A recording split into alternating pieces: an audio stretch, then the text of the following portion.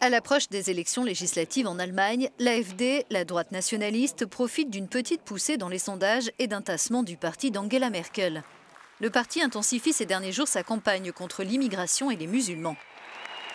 Alexander Gauland, l'une des deux têtes de liste de l'AfD, Alternative pour l'Allemagne, n'a de cesse de dénoncer le terrorisme qui, pour lui, a ses racines dans le Coran.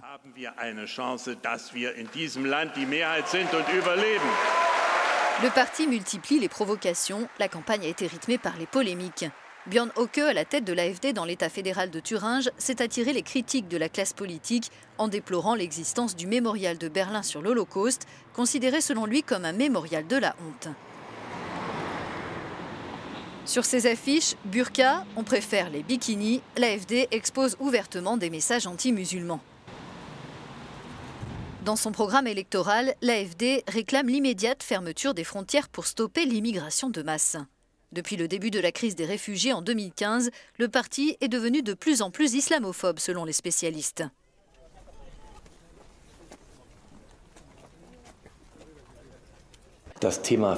La question des réfugiés n'est plus un problème pour les partis allemands, mais pour les électeurs allemands. Cela signifie que les électeurs cherchent un parti qui traite cette question et prenne au sérieux leurs préoccupations conservatrices.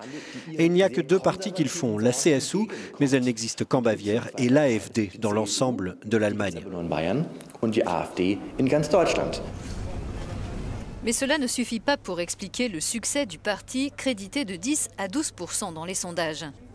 Selon l'Institut Hans Böckler, l'insatisfaction des électeurs vis-à-vis de leur situation personnelle joue aussi un rôle important. Des électeurs qui pensent que les acteurs majeurs de la politique ne s'intéressent plus à eux. Deux groupes très différents votent pour l'AfD selon les chercheurs, des électeurs de classe moyenne, principalement des hommes aux revenus inférieurs à la moyenne, mais aussi des gens éduqués qui gagnent bien leur vie. Leur point commun, ils éprouvent de multiples craintes qui, selon les experts, ont été négligées par les grands partis.